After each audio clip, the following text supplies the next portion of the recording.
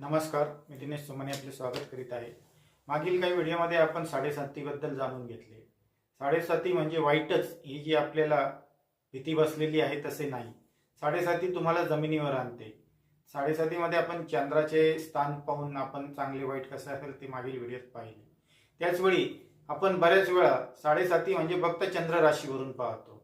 चंद्र राशीच्या 12व्या चंद्र राशीत आणि पुढच्या राशीत जर शनीचे भ्रमण असेल तर ते साडेसाती मानले जाते। परंतु त्याचवेळी आपले लग्नस्थान आहे त्या ठिकाणी सुद्धा आपल्याला तेवढाच जेवढी चंद्र राशी देते आपल्याला तेवढंच लग्नस्थान पण देतं। म्हणून आपली जी लग्न राशी असेल त्या ठिकाणी जेव्हा शनीचे भ्रमण होत असते त्या राशीत आणि त्याच्या मागे आणि पुढे त्यावेळी सुद्धा आपल्याला काही फळे जाणवतात।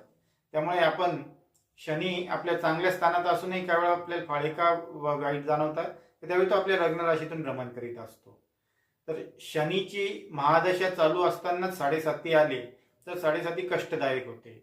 परंतु त्याचवेळी शनी आपल्या राशीत येताना कोणत्याही वेळी तो सुवर्ण पादाने येतो रजत पादाने येतो हेही पाहायला पाहिजे। जर तो रजत पादाने आला तर आपल्याला साडेसातीचा त्रास फारसा होत नाही, ते चांगले मानले जाते। तो सुवर्ण पादाने आला तर मध्यम फळ मिळते, मात्र लोह पादाने आला तर वाईट फळ मिळते। तर साडेसाती म्हणजे सरसकट वाईट हा भ्रम आपला निघाला असेल।